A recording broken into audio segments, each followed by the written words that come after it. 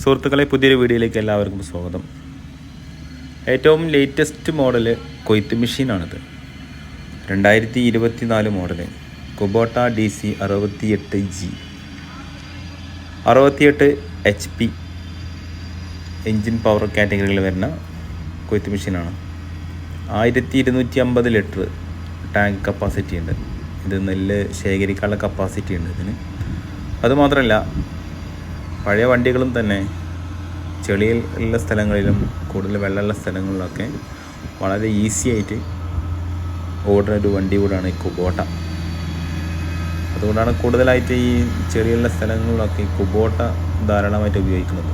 Wait കുറവ് കൊണ്ടും speed കൊണ്ടും ഒക്കെ ഏറ്റവും മുന്നിലാണ് ഈ കുബോട്ട.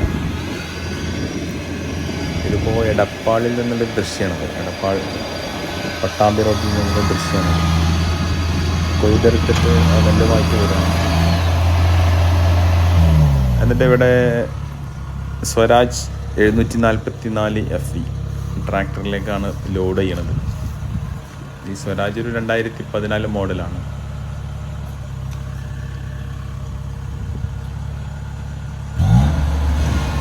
സ്വരാജ് 744 FE എന്ന് പറയുമ്പോൾ അത്യാവശ്യം നല്ല മാർക്കറ്റിലൊരു വണ്ടിയാണ്.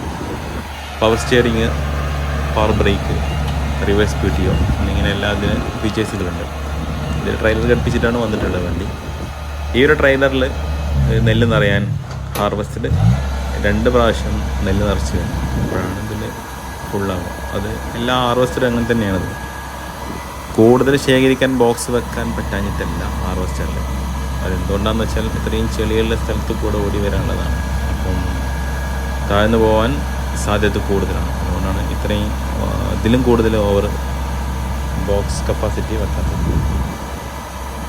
അപ്പോൾ എന്തായാലും നിങ്ങൾ വീഡിയോ മുഴുവൻ കാണുക. പൊതുവായിട്ട് കുബോട്ട കൊയ്ത്ത് മെഷീനെ പറ്റിയിട്ട് പറയുന്ന ഒരു കാര്യമാണ്. വൈക്കോല് നല്ല രീതിയിൽ കിട്ടില്ല. അതിങ്ങനെ ഒന്നായിട്ട് ഒരു കൂട്ടമായിട്ടാണ് കിടക്കുന്നത്. അങ്ങനെയാണ് അതിൽ നിന്ന് പുറത്ത് വരുന്നത് എന്നുള്ളത്. പക്ഷേ ഈ ലേറ്റസ്റ്റ് മോഡൽ വണ്ടിയിൽ നല്ല വൃത്തിയിലാണ് വൈക്കോല് വരുന്നത്. അതുകൊണ്ട് ആ കംപ്ലൈൻറ്റുകൾ തീർത്തിട്ടാണ് കമ്പനി പുതിയ വണ്ടി വിപണിയിൽ ഇറക്കിയിട്ടുള്ളത്. അപ്പോൾ എന്തായാലും നിങ്ങൾ വീഡിയോ ഇഷ്ടമായാൽ നിങ്ങൾ ലൈക്ക് ചെയ്യാൻ മറക്കരുത്.